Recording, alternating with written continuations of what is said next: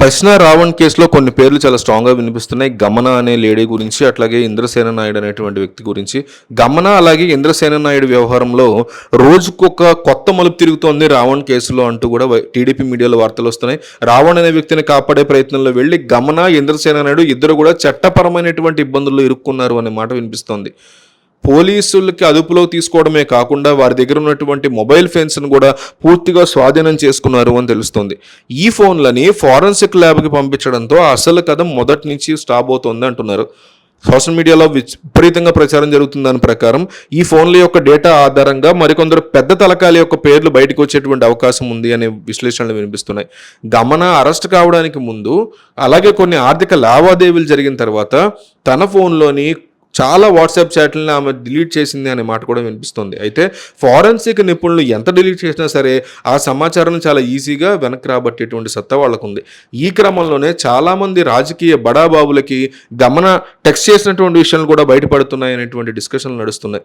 ఈ మొత్తం వ్యవహారంలోకి ప్రముఖ నటుడు ప్రకాష్ రాజ్ యొక్క పేరు కూడా రావడం అనేది ఒక సంచలనంగా మారుతుంది.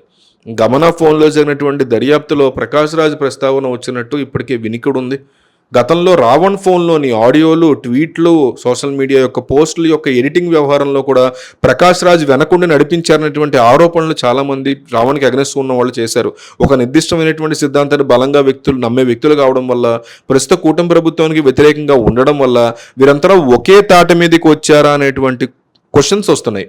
సో గత ప్రభుత్వ హయాంలో కల్తీ మద్యం వల్ల కొన్ని వేల మంది చనిపోయినప్పుడు కానీ, అమరావతి రైతుల యొక్క ఉద్యమం జరిగినప్పుడు కానీ, తిరుపతి లడ్డు వివాదం తలెత్తినప్పుడు కానీ జస్ట్ ఆస్కింగ్ అంటూ ప్రశ్నించని ప్రకాష్ రాజు ఇప్పుడు మాత్రమే కూటమి ప్రభుత్వం చేస్తున్నటువంటి పనులు ఎందుకు వేలెత్తి ప్రశ్నిస్తున్నారు అంటూ తెలుగుదేశం పార్టీకి అనుకూలంగా మాట్లాడే వాళ్ళు చెప్తున్నటువంటి మాట అడుగుతున్న ప్రశ్న. ప్రకాష్ రాజ్ పాత్ర కేవలం మద్దతు ఇవ్వడానికి మాత్రమే పరిమితం కాలేదని, ఈ గ్రూప్కి పెద్ద ఎత్తున ఆయన ఏమైనా ఫండింగ్ కూడా చేసి ఉంటారా అనే అనుమానాలు మాత్రం వ్యక్తం అవుతున్నాయి. ఎటువంటి ఎవిడెన్స్ లేదు ఇంకా దీని మీద. ఆయన ఒక మంచి నటుడు కాబట్టి సోషల్ మీడియాలో ఎలాంటి నెరేటివ్లు సృష్టించాలి, ఎలాంటి స్క్రిప్ట్ వర్క్ రాసుకురావాలి అనే విషయాల్లో వీరికి వెనకుండి సలహాలు ఇచ్చి ఉంటారేమో అనేటువంటి కోణంలో కూడా ఒక రకమైన దర్యాప్తు అయితే నడుస్తుంది. ఒకదాని వెనకగా ఒకటిగా లింకులన్నీ బయటపడుతూ ఉండడంతో ఈ కేసు రాను రాను మరింతగా ముదురుతున్న పరిస్థితి ఉంది. ఒక కేసు కారణంగా ప్రకాష్ రాజ్ ప్రస్తుతం సైలెంట్గా ఉన్నటువంటి పరిస్థితి వచ్చిందని, దేశమంతా ఈ విషయం మీద అడుగుతూ ఉంటే సమాధానం చెప్పలేక ప్రజల్నే దిగజారారు మీరు అని విమర్శిస్తున్నారు ఆయన అంటూ కూడా ఆయన మీద ఆరోపణలు వస్తున్నాయి.